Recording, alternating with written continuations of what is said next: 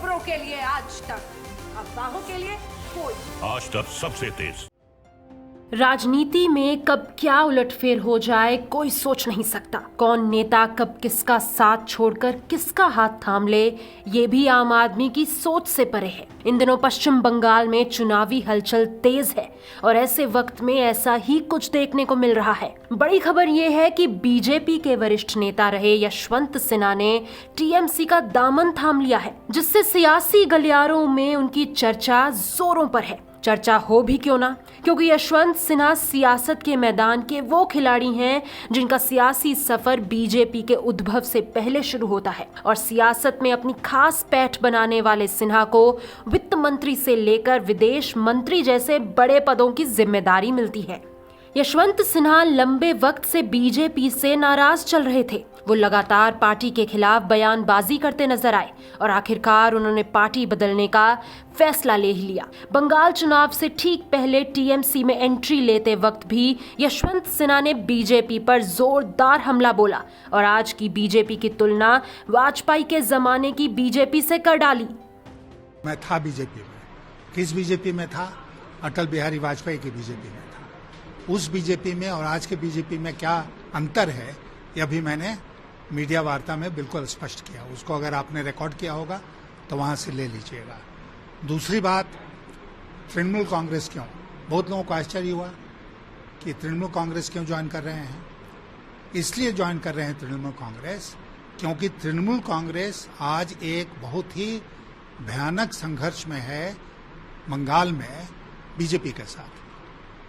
और बीजेपी का एक ही मकसद है देश में आज के दिन, वो है हर चुनाव को किसी येन केन प्रकारेण जीतना और हर तरह से वो यहाँ पर बंगाल का चुनाव जीतना चाहते हैं। और इसीलिए ममता जी को एक तरह से अपंग करने के लिए उन्होंने वो काम किया आक्रमण का जो नंदीग्राम में हुआ। लेकिन ममता जी फाइटर हैं, उनको चोट लगी है, गंभीर चोट लगी है, लेकिन उसके बाद भी वो निकलेंगी और चुनाव प्रचार करेंगी। यशवंत सिन्हा यही नहीं रुके। उन्होंने जहां बड़े बहुमत के साथ टीएमसी की जीत का दावा किया तो वहीं मोदी शाह की जोड़ी पर करारे वार किए। मैं मानता हूं कि आज की जो भारत सरकार है मोदी शाह की, वो भेदभाव कर रही है। वो अपने जो राज्य हैं उनको ज्यादा देती है, जो दूसरे राज्य हैं उनको कम देती है। और इसीलिए राज्य के विकास में अगर आज के दिन कोई सबसे बड़ा रोड़ा है तो वो स्वयं भारत सरकार है। यहाँ पर जो सरकार रही है वो जो कुछ कर सकती थी वो उसने करने का प्रयास किया है और बंगाल ने तरक्की भी की है, चाहे वो विकास का काम हो चाहे लॉ एंड ऑर्डर का काम हो।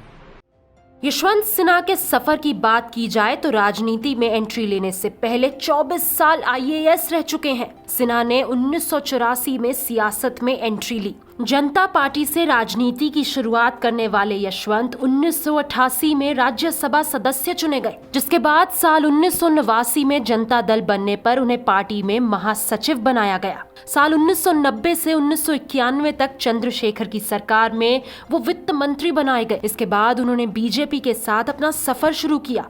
पार्टी के प्रवक्ता से लेकर वित्त मंत्री और वित्त मंत्री से लेकर विदेश मंत्री की जिम्मेदारी निभाने वाले यशवंत सिन्हा पार्टी के उपाध्यक्ष भी रह चुके हैं।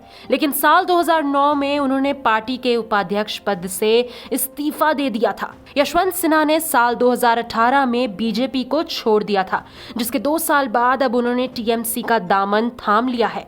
यशवंत सिन्हा के बेटे जयंत सिन्हा बीजेपी के नेता हैं।